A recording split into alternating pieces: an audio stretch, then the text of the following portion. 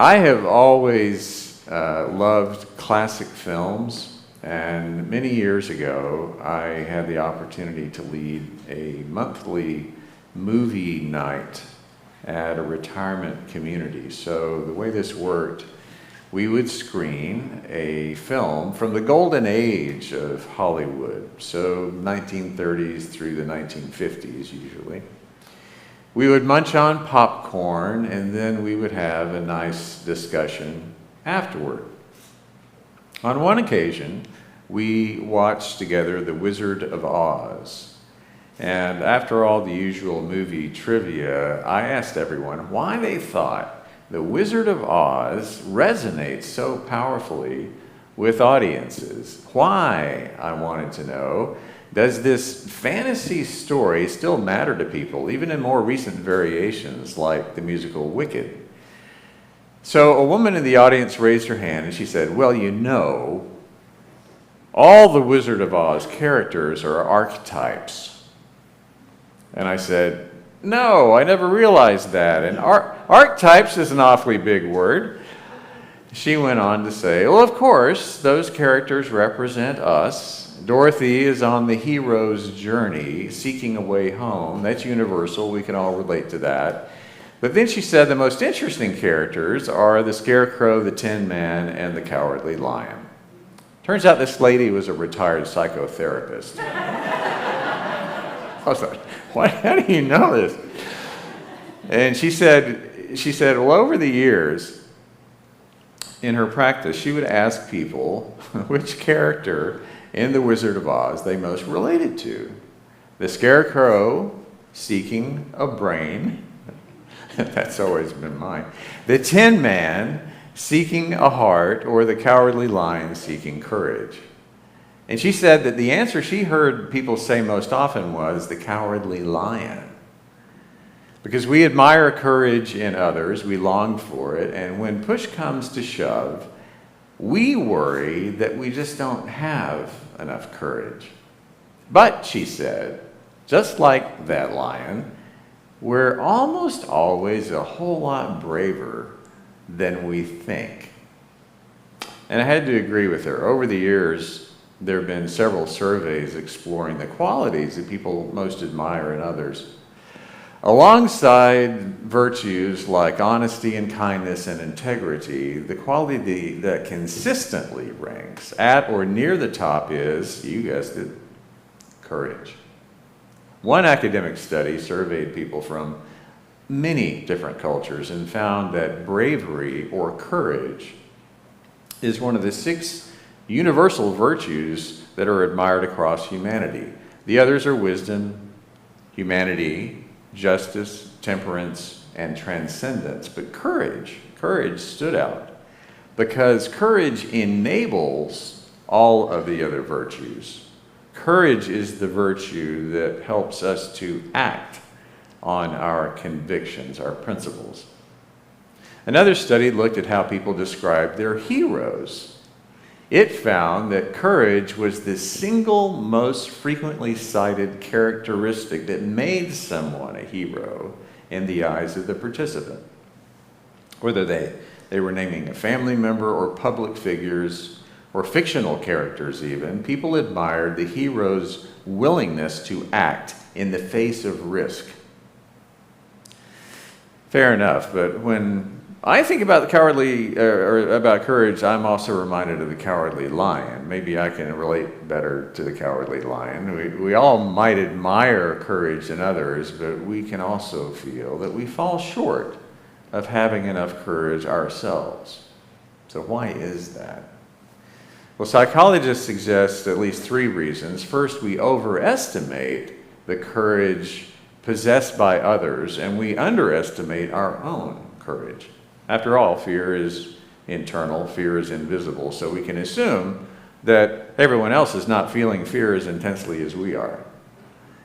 Secondly, we often link courage to dramatic moments, rescuing someone from danger, or standing up to injustice in public, and we overlook the quieter daily forms of courage, facing illness, speaking the truth gently, rebuilding a broken relationship. That usually doesn't get any headlines, but it's courage. Lastly, we also, quite naturally, we fear failure, we feel fear of rejection, and that can make courage seem like a trait that only those other brave people have. So how can we change that? How can we come to believe that we already possess all the courage we need? Well, today, John read us a passage from the Old Testament prophet named Haggai.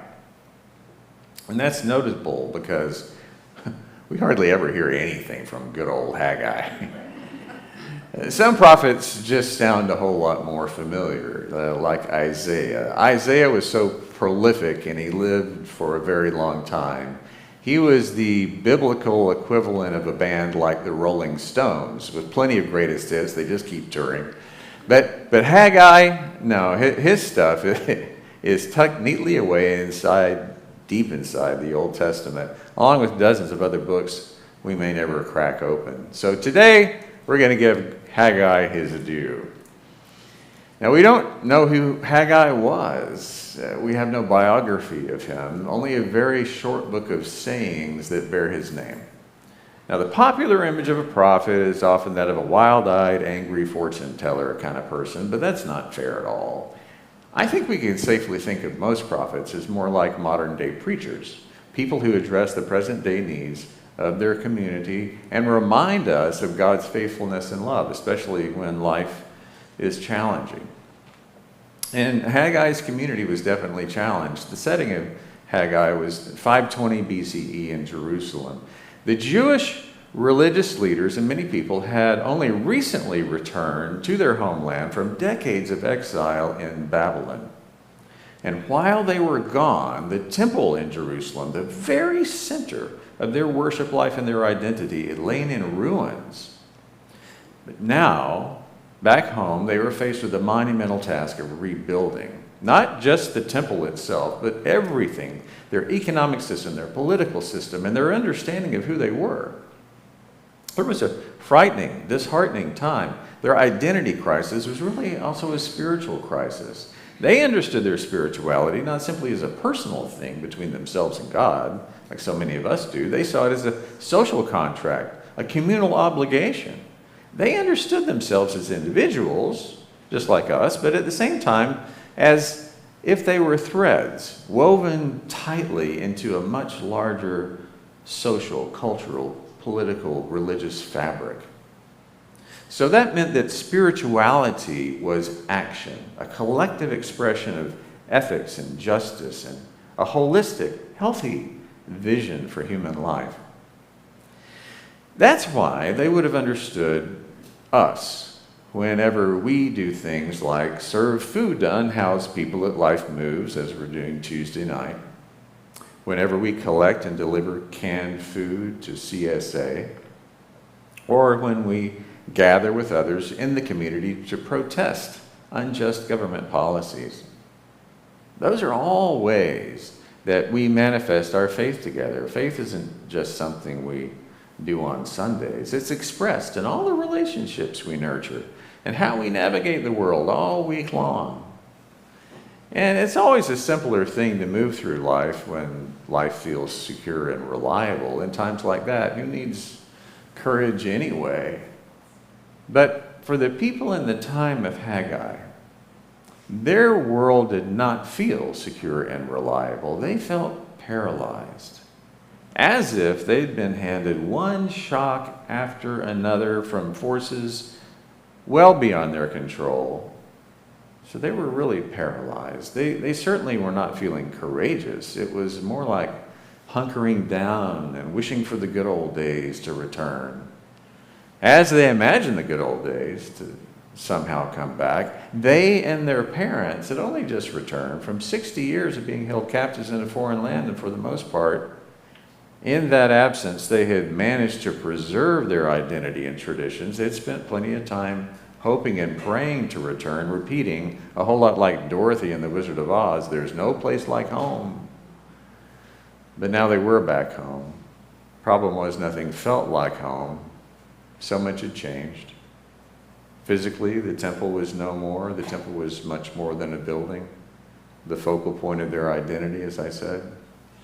In their long absence, also their friends and neighbors who'd been left behind had apparently forgotten everything, including the basics, like what it meant to be in a covenant relationship with God.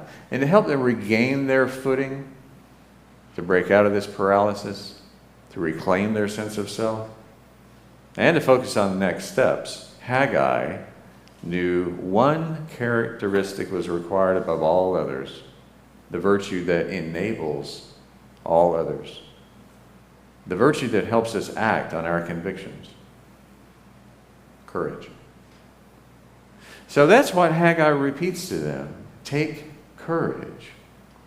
He tells them to get busy together, to trust that God is with them, to remember that the Spirit of God lives within them, and have no fear. Take courage. And notice he does not say, go out and find some courage from somewhere else, or to borrow courage from someone else. He says, take this courage that is already within you and already among you. You already possess it. Now take that and do something with it. Now, whenever we think about courage, we might first think of it as something deeply personal, something inside of us that helps us face down our fear, and certainly that's that's a big part of it. But in fact, for a long time, psychologists studied courage and discovered it as an individual trait. Shane Lopez spent his career as a research psychologist studying what helps people not just survive but to thrive. And he grew up in a small Louisiana town where he saw in his neighbors quiet, everyday examples of people getting up each morning, trying to do good, often in the face of great hardship. So he wanted to understand, what is it that makes people act bravely, not just once, but as a way of life? Along with his colleagues, Cynthia Puri and Christopher Peterson, Shane found that courage is not about the absence of fear, it's about doing something meaningful in spite of fear. So they define different types of courage: physical courage, moral courage, and what they called psychological courage, the courage to face inner struggles, to confront grief or addiction or despair, but even then to keep on going. You might have heard of James Stockdale. He was a U.S. Navy aviator who, during the Vietnam War, he was shot down, and he spent over 7 years as a prisoner of war, a lot of that in solitary confinement. Stockdale later said that what got him through was not optimism that things would get better soon, because that could easily be crushed. What sustained him was courage that was anchored in meaning, the belief that his suffering could serve a purpose that was larger than himself, that how he conducted himself might protect his fellow prisoners and uphold his values. He acted day after day, despite fear and pain, because he believed that his actions mattered. And that's what Shane Lopez and Cynthia Puri found over and over again in their studies, that courage flourishes when people connect their action to a worthy purpose. And Haggai doesn't stop with individual courage. He calls upon all people, the leaders, the workers, the elders, the young, to take courage and to rebuild together. Because courage doesn't just live inside individuals. Courage takes root in communities and is expressed through communities. Another psychologist, Tobias Greitmeyer, became fascinated by this very real social dimension of courage. Growing up in Germany, Tobias was deeply aware of how dangerous it can be when people stay silent in the face of injustice. This is something we need to hear today. He wanted to study what leads people to speak up, to stand against discrimination and cruelty, even when it costs them socially. And he calls this social courage, the willingness to risk rejection and ridicule or worse, because you believe in fairness and in the dignity of others. His research shows that social courage thrives when people identify strongly with a community or a cause, believe that their actions are going to make a difference, and know that they have support. So one incredible example of this happened during World War II in a small village in France called Les Chambons-sur-Lignon. France is a heavily Catholic country, but this particular village was populated by the descendants of the French Huguenots, Protestants. They were violently persecuted by Catholics in the 16th and 17th centuries. 300 years later, when Nazi forces occupied that region, the villagers, the farmers, the shopkeepers, quietly took in thousands of Jews, hiding them, feeding them, forging papers, helping them escape. Now, there was no single hero in this. It was an entire community of ordinary people acting with extraordinary collective courage, because they saw protecting the vulnerable as their shared responsibility. Their faith, their shared memory of being a persecuted minority way back when, compelled them and filled them with courage. The prophet Haggai told his friends to take courage in the face of their fears, to get moving again, to join hands, to stand up for the values that define their faith, to do that courageous work together, to claim and act on the courage that they already possessed. And I really wanted us to hear from Haggai today, not just because we don't get to hear from him very often, but because it's always a good time to be reminded that the courage we think we lack, we already possess in abundance. And to be reminded that there never has been a moment in human history when courage was not needed, and it's certainly needed right now. This is a moment when it's necessary to stand up and to be counted, to resist, to speak up, to risk, even in small, ordinary ways. Because I don't think any of us want to look back on this time and regret that we did nothing.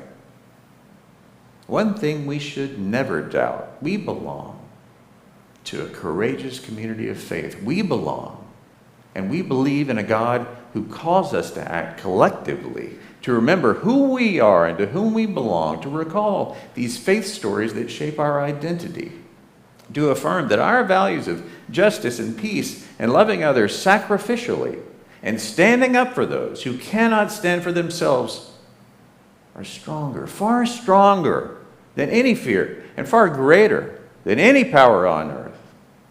God created us to be braver than we may sometimes think we are. But God is always with us, and we have each other. Together we can do anything. So take courage. Amen.